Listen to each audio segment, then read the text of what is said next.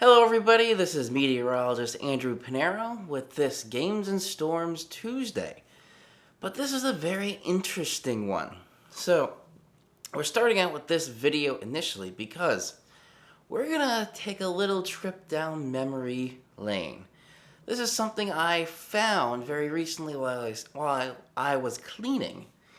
And this brings back some memories here. The original PlayStation 3, this is the launch model, November of 2006, the 60 gigabyte model. That's what I have right here. Now a couple of quirks with this one. The controller is called the 6-axis controller. No vibration in it at all. I did get a second controller, the DualShock 3, with the PlayStation 3. So I have one 6-axis and one DualShock 3 in there. The other very interesting thing with this, the original 60 gigabyte model that launched with the PlayStation 3 was backwards compatible with PlayStation 2 and PlayStation 1 games. You did need to get a special adapter for those memory cards so you can put these memory cards, the PlayStation 1 and 2 memory cards, into this adapter that plugs in over USB into the PlayStation. So I have that. We're going to re-unbox this because this is 13 years old. This is we're going to unbox this. The other thing I want to mention real quick here is the original price point here, $599 US. So that meme is never going to leave the internet ever again. But that $599 US price point in 2006 would be worth $769, I believe it was, when I put this into an inflation calculator from 2006 to 2019. Would you pay, in today's realm, even $760? Would you pay $760 for a game console? You can build a whole gaming computer for that, and it's not just one purpose. Gaming systems are designed for one purpose, to play games. Gaming computers have this dual purpose of playing games and productivity. But would you pay $760? I think most of you may say no. Let me know in the comments below if you would pay $760 for a PlayStation in today's money. So today's Games and Storms, we're going to go over the original PlayStation 3. I'm kind of excited for this. This side here has the original layaway information. And the date on here is November 30th, 2006. And the layaway worked by saying you have a year to come pick up the product. So final pickup date was November 30th, 2007. So that's when the layaway expired. So November 30th, 2006 is when I picked this up, or at least my uncle picked this up for a Christmas gift. So I'm excited. I'm not sure if everything is in here. I did mention those two other accessories that we have. So let's start cracking this open. On the back here, what do we have? Lair, Heavenly Sword, Resistance, Fall of Man, Warhawk, Genji, Days of the Blade, and Motorstorm. Motorstorm I actually didn't get originally. I got this with the monitor that's back over there. That's the PlayStation 3D monitor that I actually use in my studio as the side monitor for the green screen.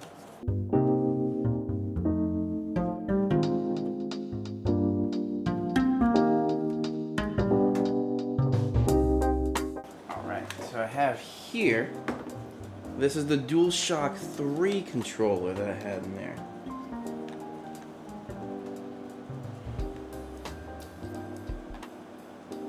A little dusty around the edges, but still looks good. Oh, I had some extra accessories in there. Oh yeah, I forgot how heavy that was. This This is what I was mentioning. The memory card adapter for PlayStation 2 and PlayStation 1 memory cards. A very tightly wound PlayStation user manual. Onto the main event. Even though it's old technology, it's nostalgia.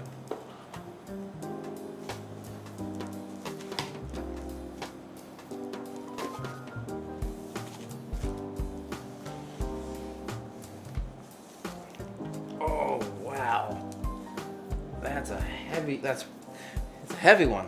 That's why it was called the fat one, the PlayStation 3 Fat.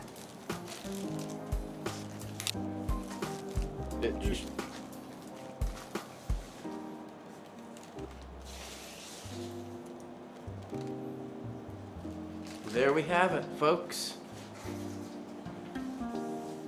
The original 60 gigabyte PlayStation 3. This is the one that had this little memory card slot.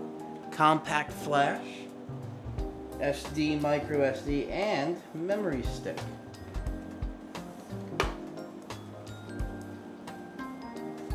Okay, so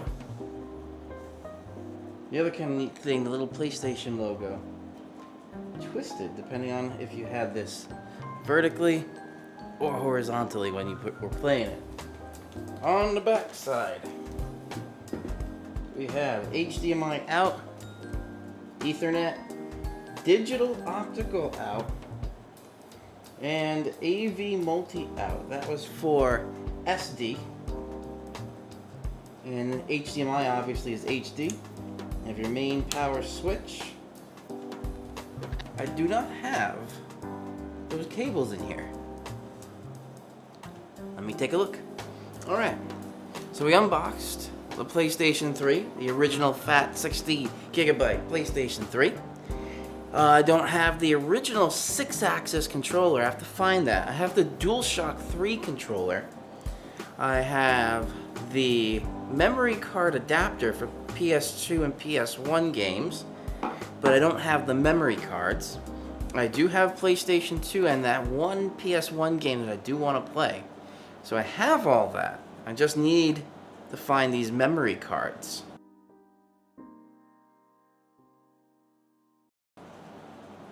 And preferably the original 6-axis controller, so it'll be kind of a whole set. So I gotta look for that.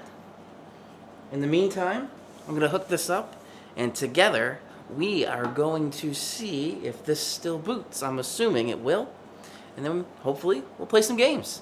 I'll see you up there. Alright, so we are upstairs now. Usually this is where I do my Games and Storm stream. I have my gaming computer right back there. This is kind of my desk area that I normally do the game stream from. But I also I have the PS4 set up here, and what I'm going to do is basically try the PlayStation 3. So I have it set up. I have my streaming computer set up with my capture card, so I have my PlayStation 3 going into the capture card there, and then out of the capture card into the television straight ahead. Now the one thing I am a little bit concerned about is the controller. So I've had it plugged in both to just a wall charger and the PS3 itself. I haven't turned the PS3 on yet. The lights haven't turned on, so I'm not sure if that means the controller's just dead, or that means it just needs a charge with the PS3 on. I'm going to, there we go, kick it on manually there. So let's see. The green light is on.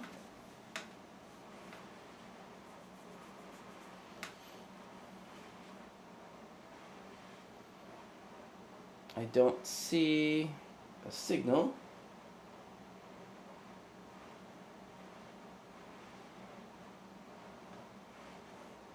Oh, there we go. Okay. The PlayStation 3 controller kicked on. It looked like it just needed a connection to the PlayStation 3, but I'm not sure why we're not seeing a signal. So I'm going to cut the video, and I'm going to try some troubleshooting. Okay, so I have discovered a few things. When this PlayStation 3 first came out in 2006, it has a Blu-ray drive. It was the cheapest Blu-ray player at the time, at that $599 US. Blu-ray players at that time were way over $1,000. And the PlayStations, they were bought and they were resold for higher values because everybody wanted Blu-ray players in their home theaters. So, what Sony did was use something called HDCP. And HDCP causes a couple of issues in this situation. So what happens is the HDMI signal coming out of the PlayStation that's supposed to go into the capture card of the gaming computer, and then from the capture card it goes out of another HDMI out into the television.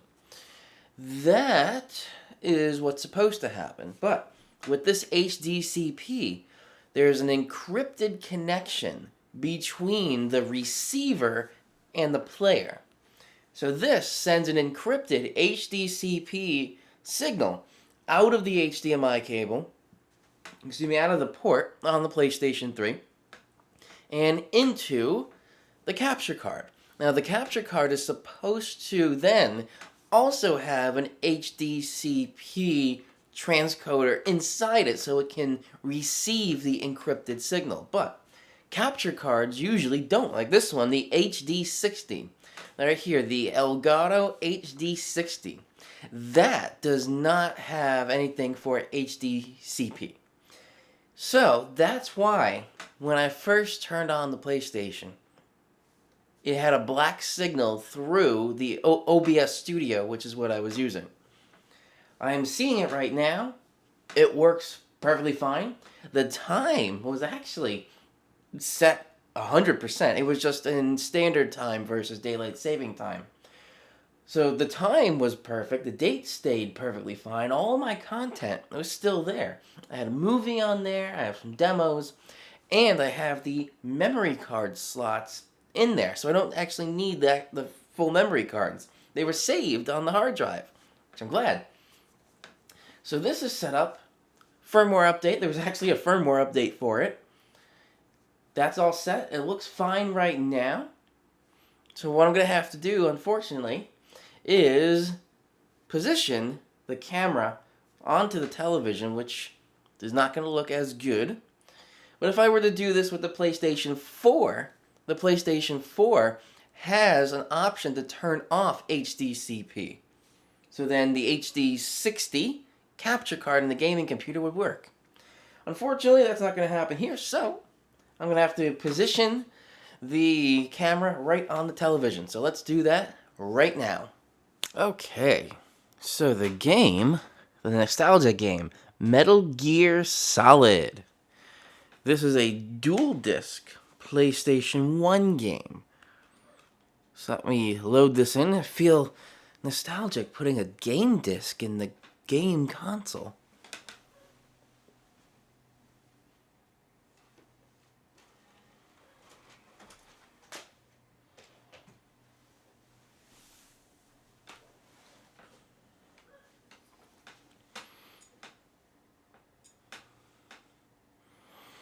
And there it is, PlayStation format disc. Now, the original PlayStation 3 has some of the processors and the chips from PlayStation 2 and 1 in there. I think it's mostly through software, but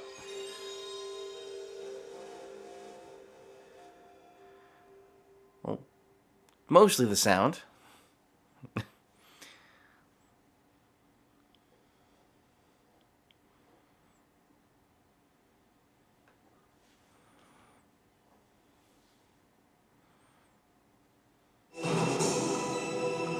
Okay.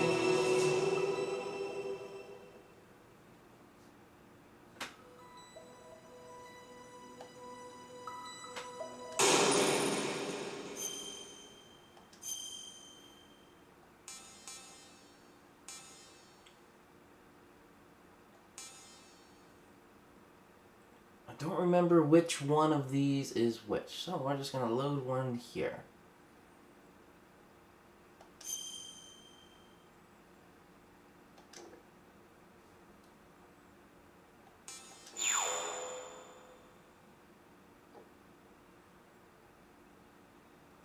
I'm also not 100% sure if the sticks are going to work with this.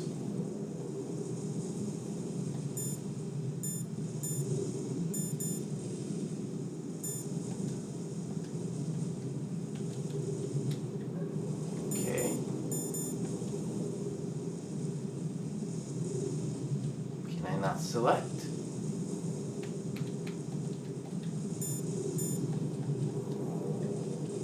This is not going to go anywhere if I can't do anything.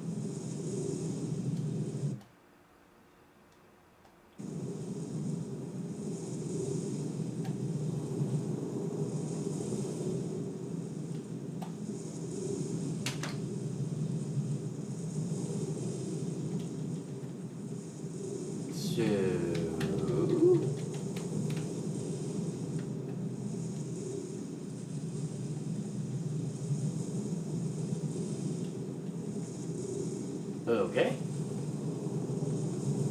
Pause and come back. Alright, so the ultimate conclusion here was when I tried to play the PlayStation 1 game, none of the controller buttons worked. I don't know why. I played a PS3 game and it worked perfectly fine, so the controller is not the issue. I don't know why, because I know PlayStation 1 did not have the analog sticks there, it just had the D-pad. So I tried, obviously, playing with just the D-pad and the shape buttons, but it didn't work. Not sure why, but it was up, it was running, but I couldn't control the game. So that's going to be a wrap for today's Games and Storms. The games part, at least. In terms of the storms, once we get past today, and there's still a little bit of a thunderstorm risk, and it looks like most of that rain is making its way out. Now, once we get past today, which is a little bit of an odd day, once we get past today, we are going to start getting some very nice weather, and it looks like at least through the rest of this week, maybe even going into next weekend, or this weekend I should say, it looks like the weather is going to be fantastic. The humidity does drop down to much more tolerable levels, and it's still going to be some summer-like temperatures, so it's not getting cold. I know today it is. It was in the 60s, I'm in the low 70s right now. But we are going to be seeing much better conditions tomorrow. So I'm going to see if I can get my live stream for gaming up tomorrow. If not, I'm going to try and get the weather podcast one or the other. And then Thursday may or may not have a full throttle Thursday. So I've got some things I'm trying to work on. Again, there's just a lot happening right now. And I honestly just can't keep up with all the schedule and where I have to be and everything. It's really hard right now. So these videos are just basically when I get time for them, which is not often anymore. So that wraps up today's video. I hope you enjoyed the little throwback of the unboxing of the original PlayStation 3. That could have killed Sony. Sony made a lot of mistakes with the original PlayStation 3. But in the long run, they ended up outselling the Xbox 360, which was of that generation. But in that generation, there really wasn't a winner or a loser. So that wraps that piece up. Now, a couple other things. I do have better news with Spectre. I was able to regain what I lost already. So that's still in the works and almost finished. And then I got to start filming that. And that's, again, a wrap for this video. I hope you enjoyed. This is meteorologist Andrew Pinero. Thank you for watching in this kind of hosh-bosh of a video. I will see you all in the next video. Oh, and don't forget to subscribe.